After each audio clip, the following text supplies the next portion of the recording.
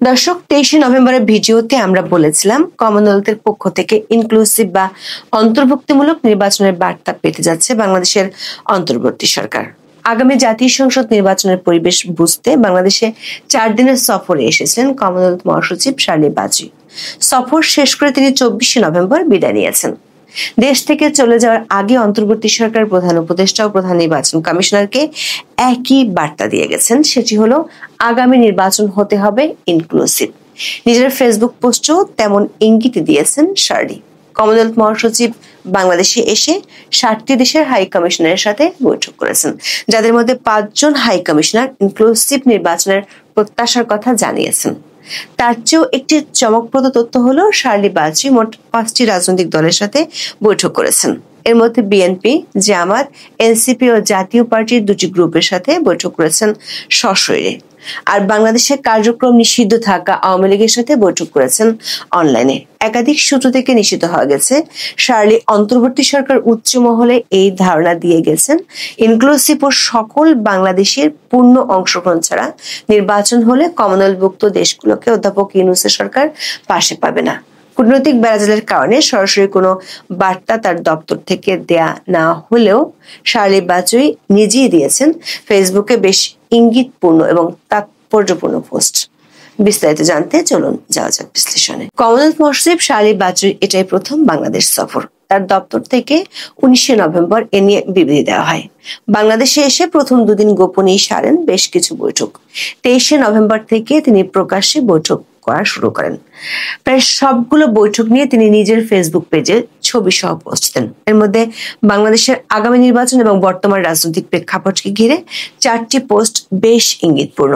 শার্লির দপ্তরের সূত্রগুলো বলছে, আগামী নির্বাচন কেমন হতে পারে, দেশের মানুষ ও রাজনৈতিক দলগুলো কি চায় সেটি বুঝতে বাংলাদেশে এসেছিলেন শার্লি। 24শে ডিসেম্বর যমুনায় প্রধান উপদেষ্টা ডক্টর মোহাম্মদ ইউনূসের সঙ্গে বৈঠক করেন তিনি। প্রধান উপদেষ্টার কার্যালয়ের এক বিজ্ঞপ্তিতে জানানো হয়, আলোচনায় ফেব্রুয়ারিতে জাতীয় নির্বাচন সুষ্ঠুভাবে আয়োজনের জন্য কমনওয়েলথের পূর্ণ সহায়তা চান ডক্টর মোহাম্মদ ইউনূস। বিজ্ঞপ্তিতে বলা হয়, গণতান্ত্রিক উত্তরণ এবং আসন্ন জাতীয় নির্বাচন উভয় ক্ষেত্রেই বাংলাদেশের অন্তর্বর্তী সরকার কমনওয়েলথের সহযোগিতা চায়। বিজ্ঞপ্তিতে আরো বলা হয়, একটি অবাধ, নিরপেক্ষ, বিশ্বাসযোগ্য, উৎসবমুখর নির্বাচন আয়োজনের জন্য অন্তর্বর্তী সরকারের প্রতিশ্রুতি পুনর্ব্যক্ত করেন প্রধান উপদেষ্টা। দর্শক, এ তো গেল বাংলাদেশ সরকারের বিজ্ঞপ্তি। দেখে আসি শার্লি বাজী কি বলেছেন। বাংলাদেশের প্রধান উপদেষ্টার সাথে সাক্ষাতের পর শার্লি 2 লাইনের একটি পোস্ট দেন, যাতে ছিল 4টি ছবি। সেই পোস্টের প্রথম লাইনে কমনওয়েলথ মহাসচিব আন্তরিক আতিথেয়তার জন্য বাংলাদেশের অন্তর্বর্তী সরকার প্রধান উপদেষ্টা মোহাম্মদ ইউনূস ও দেশটির জনগণের প্রতি কৃতজ্ঞতা জানিয়েছেন। তার এই পোস্টের সবচেয়ে গুরুত্বপূর্ণ হলো দ্বিতীয় লাইনটি। তিনি সেখানে বলেছেন, অধ্যাপক ইউনূসের সাথে বৈঠকে বাংলাদেশের জাতীয় পথ চলা নিয়ে আলোচনা করেছেন। সকলের জন্য একটি ইনক্লুসিভ বা অন্তর্ভুক্তিমূলক, জাস্ট বা ন্যায়সঙ্গত এবং সমৃদ্ধ ভবিষ্যৎ তৈরিতে কমনওয়েলথের সাপোর্ট নিয়ে আলোচনা করেছেন। দর্শক, প্রধান উপদেষ্টার দপ্তর থেকে দেয়া বিজ্ঞপ্তিতে অবাধ, নিরপেক্ষ, বিশ্বাসযোগ্য, উৎসবমুখর নির্বাচনের কথা বলা হয়েছে। অন্যদিকে কমনওয়েলথ মহাসচিব নিজের পোস্টে ইনক্লুসিভ, ন্যায়সঙ্গত এবং বাংলাদেশের মানুষের সমৃদ্ধ ভবিষ্যতের কথা বলেছেন। গত কয়েক মাস ধরে ইনক্লুসিভ নির্বাচনের তর্ক বেশ জমে উঠেছে। আবার বাংলাদেশের সাবেক প্রধানমন্ত্রী শেখ হাসিনার ফাঁসির দণ্ডের পর ন্যায় বিচারের ইস্যুটি সামনে এনেছে আন্তর্জাতিক মানবাধিকার সংস্থাগুলো। সূত্রগুলো বলছে, এমন প্রেক্ষাপটে শার্লি বাজীর ইনক্লুসিভ ও ন্যায়সঙ্গত বাংলাদেশের প্রসঙ্গ উল্লেখ করে পোস্ট দেয়া যথেষ্ট ইঙ্গিতপূর্ণ। দর্শক, শার্লি বাজী আরো একটি পোস্টে ইনক্লুসিভ শব্দটির উপর জোর দিয়েছিলেন। 23শে নভেম্বর তিনি প্রধান নির্বাচন কমিশনের সাথে বৈঠকের ছবি পোস্ট করেন। সে পোস্টে তিনি আসন্ন সাধারণ নির্বাচনের প্রস্তুতি সম্পর্কে জানানোর জন্য প্রধান নির্বাচন কমিশনার এএমএম নাসির উদ্দিনকে ধন্যবাদ দেন। এরপরে লেখেন, একটি অন্তর্ভুক্তিমূলক ও বিশ্বাসযোগ্য প্রক্রিয়ার গুরুত্ব এবং সকল বাংলাদেশের পূর্ণ অংশগ্রহণের সুবিধার্থে কমনওয়েলথ কিভাবে সহায়তা করতে পারে তা নিয়ে আলোচনা করেছেন প্রধান নির্বাচন কমিশনারের সাথে। দর্শক, খেয়াল করে দেখুন, শার্লি ইনক্লুসিভ শব্দটি ব্যবহার করেছেন 2টি পোস্টে। একটি প্রধান উপদেষ্টার সাথে বৈঠকে, আরেকটি প্রধান নির্বাচন কমিশনারের সাথে বৈঠকের পোস্টে। প্রধান নির্বাচন কমিশনের সাথে বৈঠকের পোস্টে তিনি সুনির্দিষ্টভাবে লিখেছেন, আগামী নির্বাচনে সকল বাংলাদেশের পূর্ণ অংশগ্রহণ নিয়ে তারা আলোচনা করেছেন। ইসির সাথে বৈঠকের খবরটি বাংলাদেশের গণমাধ্যমে প্রকাশিত হয়েছে। সেসব খবরে বলা হয়েছে, আলোচনায় শার্লি বাজরি ত্রয়োদশ জাতীয় সংসদ নির্বাচনকে সামনে রেখে সিইসিকে মানুষের আস্থা অর্জনের পরামর্শ দেন। বৈঠক শেষে ইসি সচিবের কথায় বোঝা যায়, নির্বাচনে কমনওয়েলথের সহায়তার বিষয়টিতে অস্পষ্টতা এখনো কাটেনি। আলোচনায় কমনওয়েলথ মহাসচিব বলেন, নির্বাচনী ব্যবস্থার প্রতি মানুষের আস্থা অত্যন্ত গুরুত্বপূর্ণ, এজন্য প্রচার প্রচারণা চালানো জরুরি। ইসি সচিব জানান, কমনওয়েলথ প্রয়োজন হলে সহযোগিতার জন্য প্রস্তুত, তবে এখনো পর্যবেক্ষক দলের সংখ্যা বা পাঠানোর সময় বিষয়ে কিছু নির্দিষ্ট হয়নি। প্রবাসী পর্যবেক্ষকরাও নির্বাচন পর্যালোচনা করে তাদের অবস্থান জানাবেন। দর্শক, অবাক করা তথ্য হলো, শার্লি বাংলাদেশে কার্যক্রম নিষিদ্ধ থাকা আওয়ামী লীগের সাথেও বৈঠক করেছেন।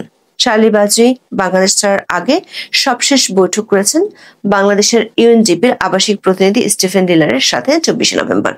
এর আগে তিনি বৈঠক করেন আইন উপদেষ্টা আসিফ নজরুল এবং পররাষ্ট্র উপদেষ্টা মোহাম্মদ তৌহিদ হোসেনের সাথে।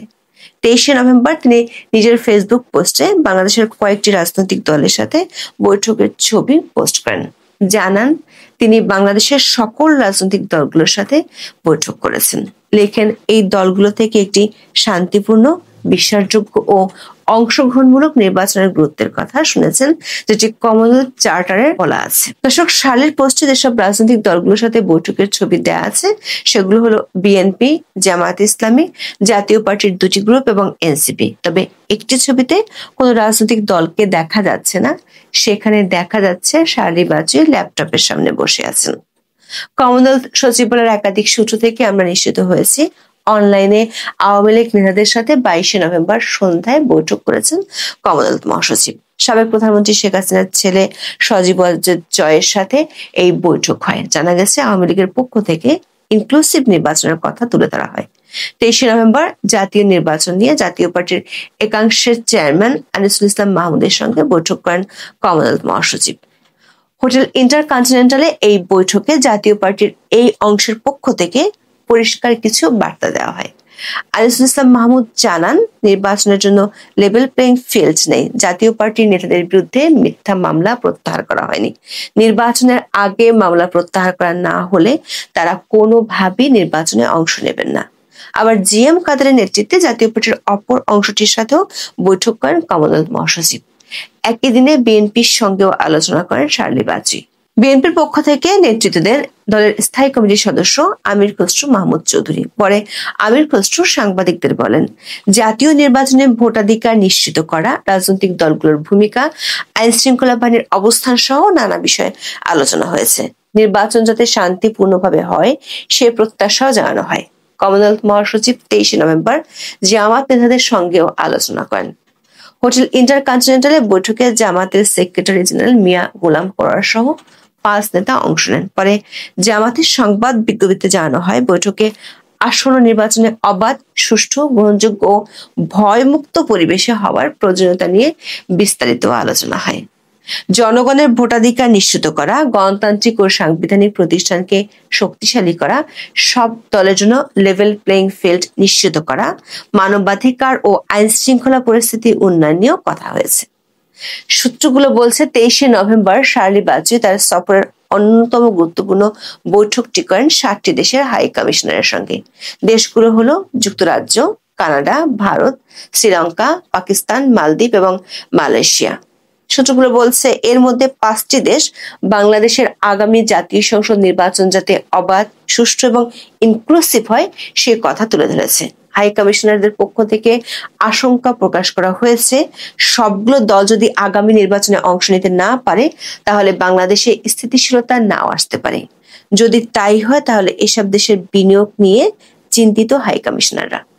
সূত্রগুলো বলছে, 7টি দেশের হাই কমিশনারের সঙ্গে একত্রে বৈঠক করলেও অল্প সময়ের জন্য শার্লি প্রভাবশালী 3টি দেশের হাই কমিশনারের সাথে আলাদাভাবে কথা বলেছেন।